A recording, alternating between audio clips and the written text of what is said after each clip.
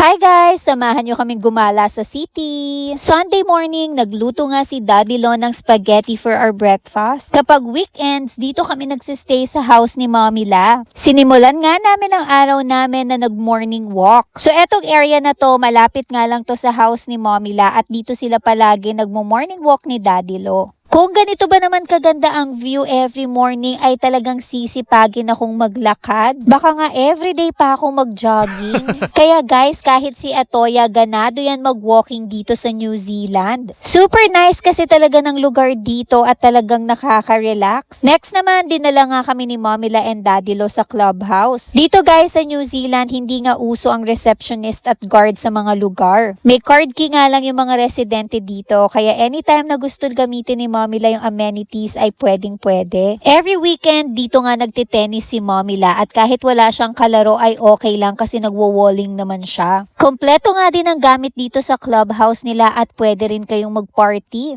10:30 AM naman ay nag-mass muna kami. Syempre, hindi pwedeng puro gala. Dapat simba muna kami. After mass naman ay naglakad-lakad muna kami at nagmuni-muni dito sa Orewa Beach. Kung hindi nga lang winter panigurado ay nag-swimming na kami.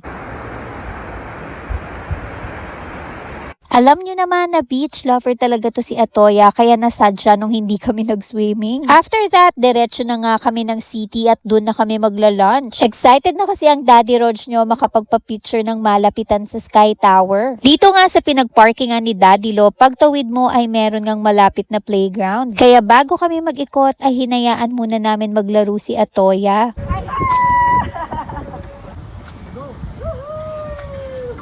More than a week na nga kami sa New Zealand pero last Sunday nga lang kami makakapag-ikot sa city. So eto nga yung tinatawag nila na CBD. Kaya kung gusto mo makakita ng madaming tao ay dito ka nga pupunta. So meron ding area dito na pwede kayong mag-food trip pero usually weekends nga lang daw yan. Meron nga din daw beer cycle dito every weekend. So eto, nag-iikot daw to sa buong city habang nag-iinom kayo.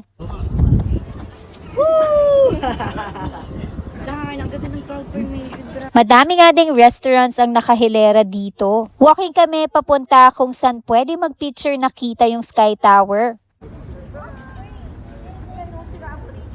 Eto ngang Sky Tower ang tallest building dito sa New Zealand. This is also the perfect place sa North Island if you want to see a 360 degrees view. Sabi ni Mommy La, pag summer daw, marami daw nagsuswimming dito pero hanggang dun lang sa may yellow circles. O diba, ang saya talaga dito sa New Zealand kasi ang daming libreng galaan. Kahit saan ka nga magpunta ay madami ding playground kaya ang mga kids dito ay only play. Dito din sa city ang office ni Mommy La kaya dumaan din kami. Lakad-lakad nga lang kami kasi ituturo ni Mommy La and Daddy Lo yung sakayan ng ferry para anytime na gusto naming mag-city, alam namin kung saan kami sasakay. Gusto rin kasi namin masubukan yung transportation nila dito ng ferry. Alam nyo guys, kahit nasa city nga kami, parang bilang na bilang pa rin yung mga tao. Sa New Zealand kasi ang population nila nasa 5 million lang. Naninibago lang talaga siguro kami dahil nasanay kami dyan sa Pinas na kahit saan ka magpunta ay madaming tao. Dito kami dinala ni Mommy La and Daddy Lo sa Commissioner Bay. So parang food court nila to sa New Zealand. Super nice nga ng food court nila dito at napaka-sosyal. Pupunta pa sana kaming Memorial War tsaka sa Art Gallery. Kaso guys, hanggang 3 PM lang ata yung Art Gallery. Sabi ko sa inyo, maaga talaga nagsasarado dito. Even yung mga malls nga ay hanggang 5 PM lang. Thank you Mommy La and Daddy Lo for the weekend gala. Hahatid na nga nila kami sa bahay ni Boss Liam. O diba mga pagoda? Thank you guys for watching. Bye everyone!